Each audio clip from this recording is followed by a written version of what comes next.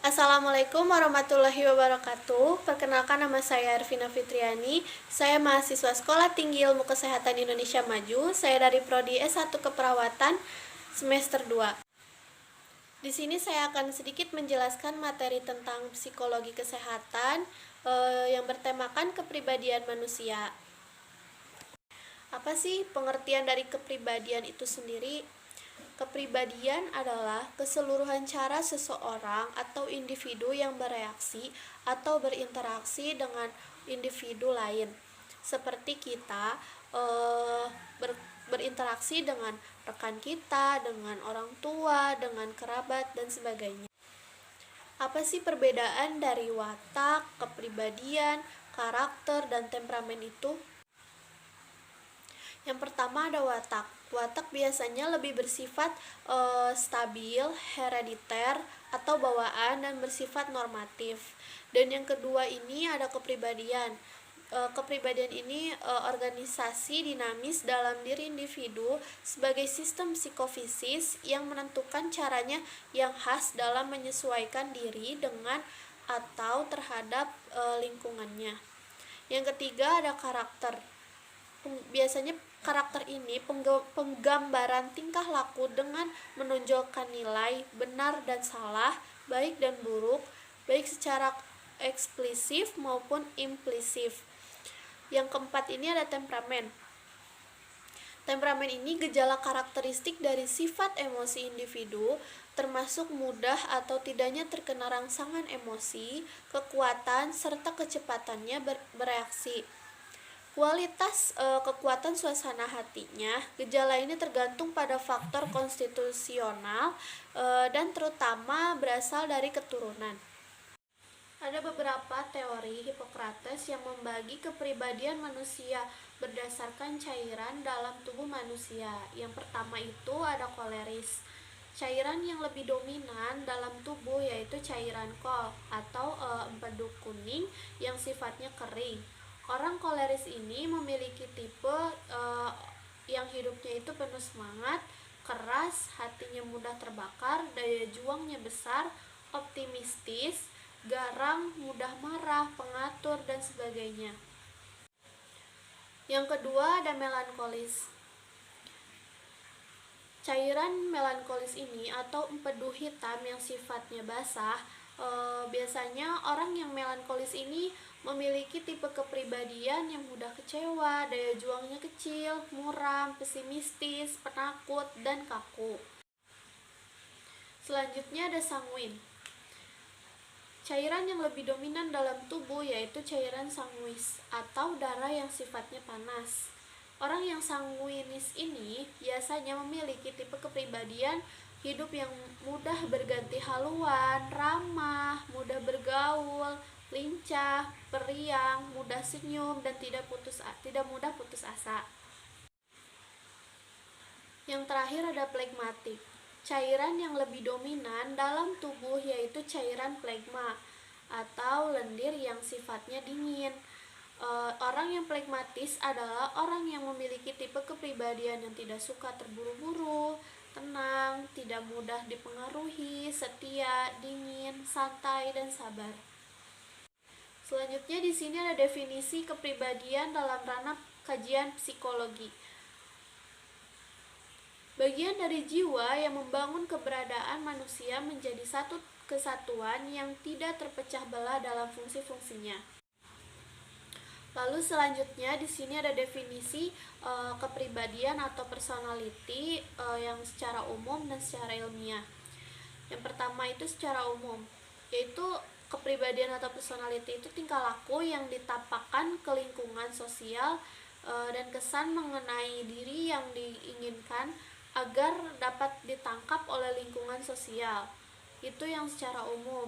Lalu yang secara ilmiah yaitu sesuatu yang bersifat permanen, menuntun, mengarahkan, dan mengorganisir aktivitas manusia. Lalu di sini ada ciri-ciri kepribadian. Yang pertama itu bersifat umum, yang kedua bersifat khas, yang ketiga berjangka waktu lama, yang keempat bersifat kesatuan, dan yang kelima itu bisa berfungsi baik dan buruk. Selanjutnya ada faktor-faktor yang mempengaruhi kepribadian. Yang pertama itu ada unsur intrinsik. Unsur intrinsik ini biasanya meliputi tentang sikap, bakat, kemampuan, minat, afektif, kebutuhan, dan motivasi. Dan yang selanjutnya ada unsur ekstrinsik. Unsur ekstrinsik ini biasanya dipengaruhi oleh sosialisasi, budaya, juga karena belajar, pengalaman, dan dari introspeksi dirinya sendiri. Lalu di sini ada kepribadian yang baik menurut E.B.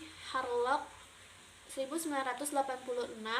Yang pertama itu mampu menilai diri secara realistik, dan yang kedua mampu menilai situasi secara realistik, yang ketiga mampu menilai presentasi yang diperoleh secara realistik, menerima tanggung jawab, kemandirian, dapat mengontrol emosi, berorientasi tujuan, berorientasi keluar, penerimaan sosial, memiliki filsafat hidup, dan berbahagia.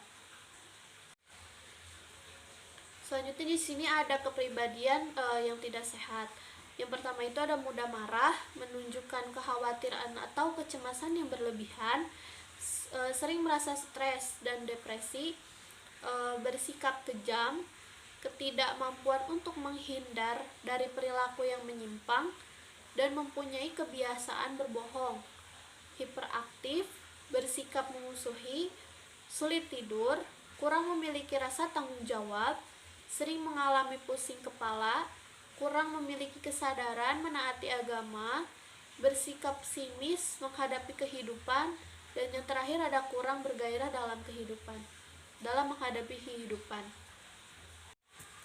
Lalu selanjutnya di sini ada perkembangan kepribadian menurut Erikson. Ada beberapa tahap atau fase perkembangan kepribadian menurut Erikson, memiliki ciri utama setiap tahapannya, yaitu dari satu pihak bersifat biologis dan di lain pihak bersifat sosial. Dan setiap tahap mempunyai masa optimal atau masa kritis yang harus dikembangkan dan diselesaikan. Adapun tingkatannya dalam tahapan perkembangan yang dilalui oleh setiap manusia menurut Erikson adalah sebagai berikut. Selanjutnya di sini ada tahap perkembangan kepribadian yang digambarkan dalam tabel ini menurut Erikson. Di sini ada tahap perkembangan dan komponen dasar. Yang pertama itu ada fase bayi di usia 0 sampai 1 tahun, mulai terbentuknya rasa kepercayaan dan kecurigaan. Dan yang kedua ada fase anak-anak di usia 2 sampai 3 tahun, sudah terbentuknya perasaan malu dan ragu-ragu. Selanjutnya ada fase prasekolah. Prasekolah ini di usia 4 sampai 6 tahun, sudah terbentuknya inisiatif dan sudah pernah melakukan kesalahan. Di usia sekolah usia 6 sampai 11 tahun, sudah terbentuknya kerajinan dan inferioritas. Usia remaja 12 sampai 20 tahun sudah mengenali identitas dan sudah kekacauan. Lalu di usia remaja pada usia 12 sampai 20 tahun sudah mengenali identitasnya, antara kekacauan identitas. Lalu di usia dewasa awal 21 sampai 40 tahun sudah mengenali keintiman dan antara isolasi.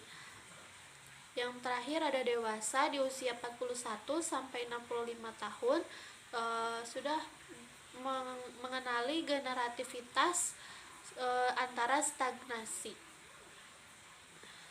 Materinya telah selesai. Terima kasih sudah menonton. Semoga bermanfaat dan mohon maaf jika banyak kesalahan dalam penjelasan atau dalam pemaparan materi ini. Terima kasih karena saya juga masih dalam pembelajaran. Wassalamualaikum warahmatullahi wabarakatuh.